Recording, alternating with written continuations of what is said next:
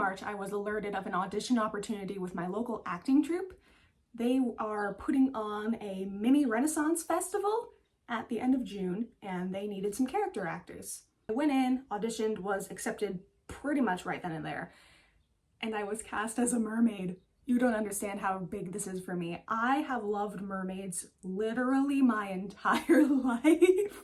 It has been a dream of mine to like own a swimmable mermaid tail. I grew up on H2O and The Little Mermaid. I've been in The Little Mermaid as an eel, but close enough, still a sea creature. So the fact that I get to spend this little bit of time building a mermaid costume before the show is like, yeah, that. I had a vision in mind before I coordinated with my castmates to make it look something like this. That isn't how it has been turning out so far, but I'm still having the time of my life getting to become the mermaid princess of my dreams. So I'm gonna show you what I have done up until this point. When I think of costumes worn to Renaissance fairs and similar events, I think of outfits with a lot of components and a lot of layers. So for this project, I wanted to focus less on garment construction and more on making the accessories and little trinkets and bits and baubles that would go along with it. I bought a whole bunch of beads from my local Michaels and started sorting them out into patterns that I thought would fit the design.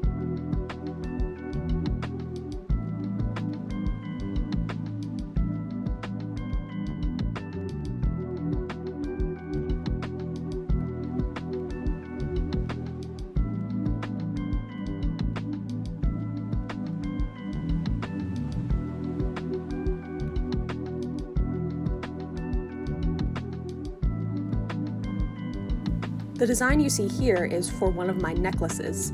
This was a very simple piece of jewelry to make because I'm just very bad at making jewelry. So all I did was string all of my beads onto a hemp cord and tied it so it would fit around my neck. I didn't want it to be one of those things that you have to tie and untie because the rope, once you knot it, it stays and it does not move. So I had to make sure that it was loose enough that I could slip it over and off of my head.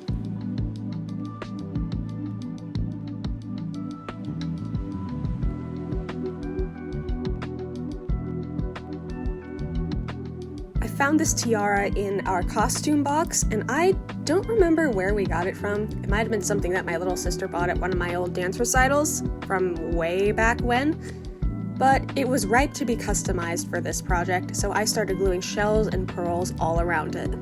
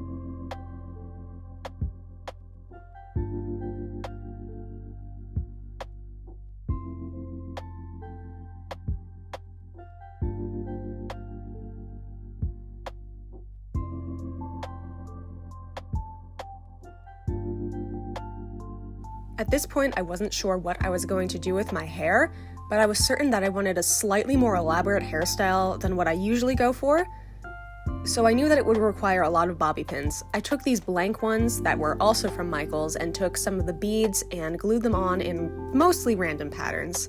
I wanted a variety of different things so they didn't all look the same, and it looked like I had a bunch of shells caught in my hair from swimming around the ocean for so long.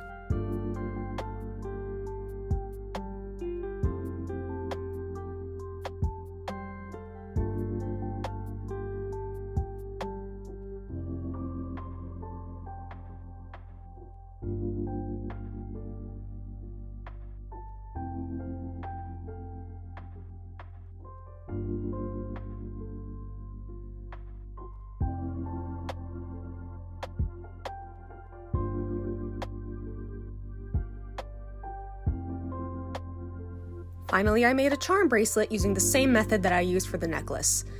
This cord that I cut was actually way too short to fit around my wrist, so I went and redid it after I recorded this footage, but I still think it's adorable. I love the little shells and seahorses. My sister picked these out, so shout out to my sister.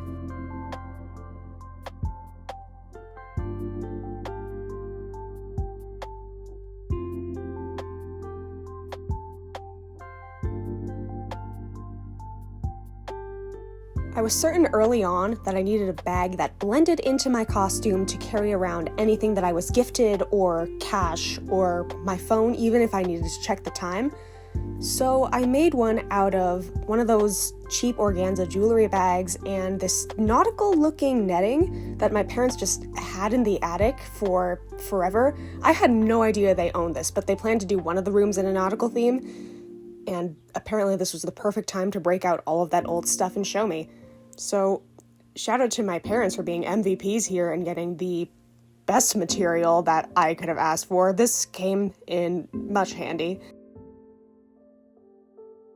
I initially tried attaching it to the bag by sewing it through the organza and then doing this weird, complicated knotting method with the hempen cord. I have no idea what was going through my brain here, but I had a method to the madness, and it seemed like it was working at the very beginning. Like, that's a very clean knot right there, save for the cord being so long. So I was very optimistic about this method at first, but very quickly it started to go downhill because I kept losing track of my pattern. And I also think I just had a little too much netting cut out. It was way too wide. So I decided to tear that all apart and start from scratch.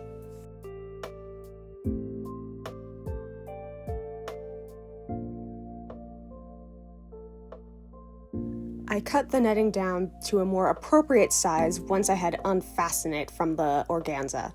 I left about an inch or about 2 to 3 centimeters on either side for what I was about to do next.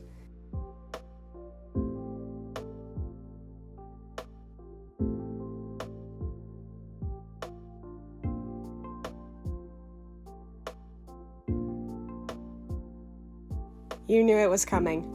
Old reliable hot glue. This method worked so much better than sewing or trying to hand tie knots would have.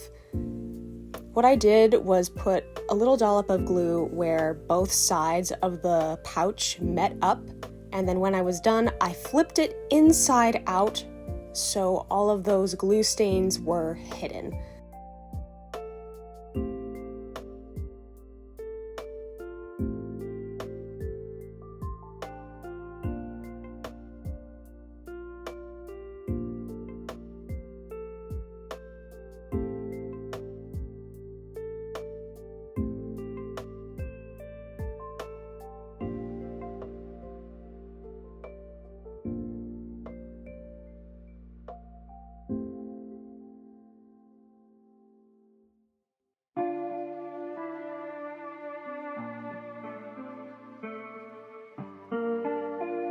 Once it was dry, I fit the organza inside to make sure that it fit properly, and it did. It could even fit my entire hand in there. And I recycled that cord that didn't work so well at first into a drawstring by just weaving it through the holes in the top of the pouch.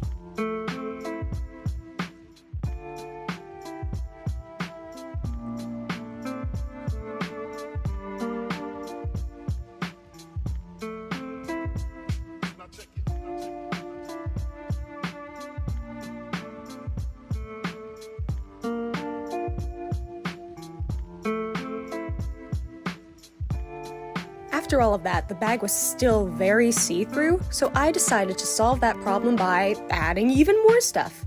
I took some leftover green felt that I had from back when I made the Mabel sweater and the Area Zero book nook, and I turned that into long and short strips of seaweed. I cut a bunch out of different sizes and widths and just laid them all out and organized them into a pattern that I thought would fit on both sides.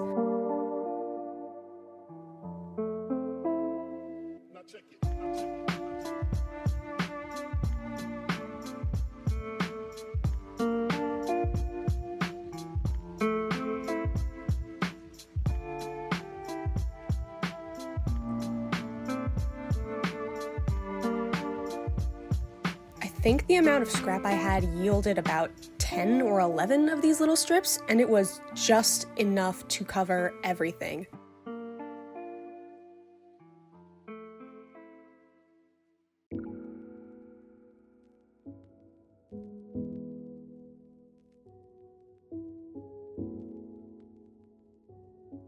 Last, I sewed them all on.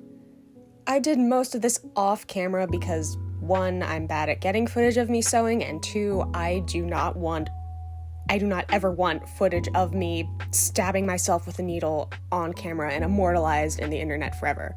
I mean, I could just edit it out, but still.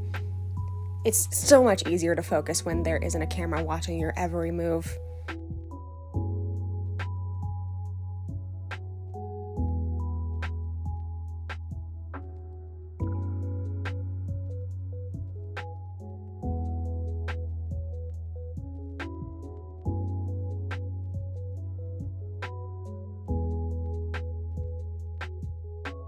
Even without the netting overlayer, I think the bag just like this is very, very cute. And if there was more stuff that I could wear it with, I absolutely would.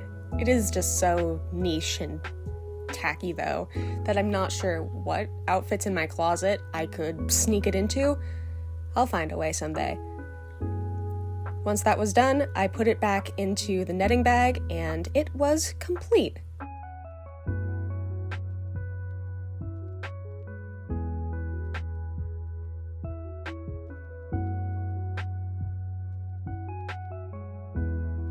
Which brings us to where we are today. The very first thing that came into my mind when I was drafting this look was this old dance costume, because it is the perfect set of colors. It feels very regal and flowy, and there's little seaweed bits on it. So I wanted to use that as a base that everything else would be built onto. And I knew underneath the skirt would be either a tail or something to create the illusion of a tail, like the same figure. This was the tail that we got, but I haven't put it on with the bodice yet, so I'm gonna do that and see if I like it or not. I know some other people are having issues with their tails, so I want to do a run of these two together to see if I should return this or not. I'm not as disappointed as I thought I was going to be. It's kind of cute. I'm not gonna lie. I like the little layering effect. However, the green down here is a lot brighter than I thought it was going to be, and it doesn't really match. I'll find something to do about that. I don't know what, but something. I used my blonde wig for the hairstyle because it just fit best out of all of the ones I own. After clipping the majority of the hair out of the way, I took small pieces on the front left and right side and French braided them. That is, starting with a small braid and then taking more hair as you go down until you have none left and it's just a big braid on either side. I was worried about this because I'm not the best braider in the world, but the more I went on, the more I got the hang of it, and it looked passable in the end.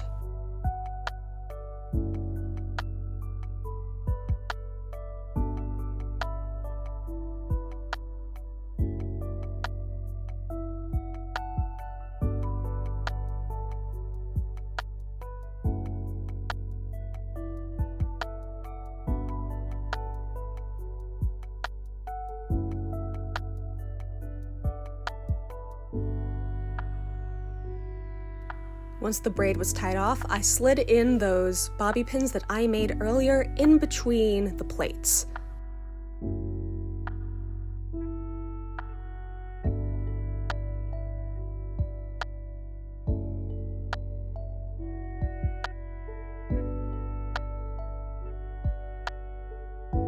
I've gotta say, this is one of my favorite wig styles that I've ever done. It's kinda giving Marcille from Dungeon Meshy, but I love it. This is what it looks like with the other side completely done. It's beautiful, but those rubber bands at the end of the braids are kind of obnoxious, so I took the lace headband that came with the dance costume, cut it up, and wrapped it around those to hide them. Alright, so yesterday was a dress rehearsal, so I got to put the costume on all together for the first time and walk around and do my routine and lines in it. And I got to see what worked and what didn't. And our number one problem child is fur. I expected this crown to not work 100% well. All of the pearls are falling off and I have to reglue them. It's not staying on my head. It's either flipping backwards or popping off. So I think I'm gonna have to just find out a creative way to pin it, because it's not flexible. And I don't think there's a way for me to bend it that it will stay on my head the way a regular size headband or crown would. The only other issues I have is that it's a lot of layers, so it's very hot and sweaty. And the charm bracelet is loose and falling down my arm and therefore snagging on some of the things. So I'm going to adjust that, and if I can't adjust it the way I want to, I'm just going to clip it to my belt. That being said, I do want to show off all of the trinkets that are on my belt because they deserve their moment to shine. This is how the belt bag looks all together. It's kind of fuzzy because for some reason the camera is just not working well. This is a string of shells that are from Hawaii. My parents went to Hawaii on their honeymoon and picked this up as a souvenir. This is a little jar of shells that I'm going to hand out to kids if they want.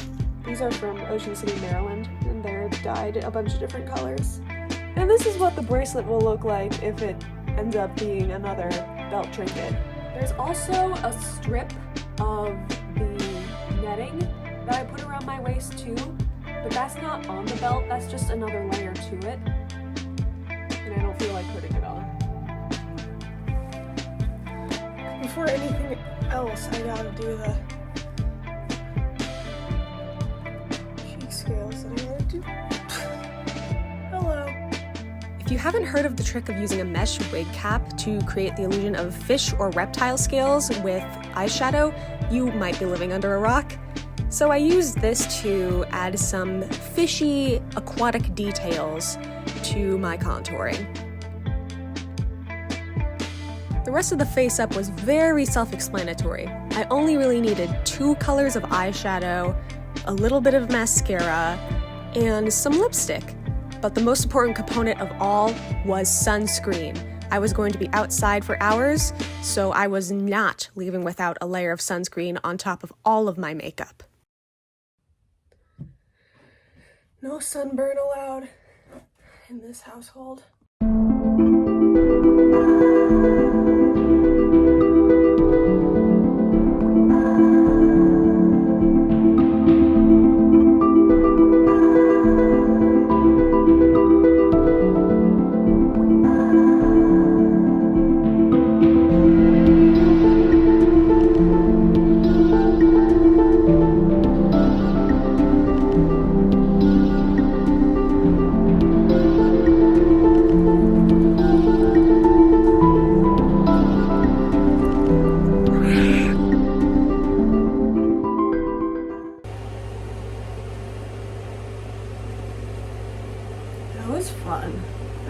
Too much to say about the event. In fact, I should not say too much because I can feel a little strain on my vocal cords from talking in character for so long. If you can't tell by the hum of the air conditioner, we're in a heat wave, so it was unbearably hot for the entire festival. But despite that, it was a good time. The costume was a success. No major wardrobe malfunctions, except this, I think, needs to be disposed of because it's just stretched out and breaking everywhere. And also my wig is a giant tangle right now. I think it's also important to know that I was the kid's favorite character. I feel so fulfilled knowing that I made a little girl's day by being a mermaid. Because I would have wanted the same thing when I was her age. My throat actually hurts, so you know what to do.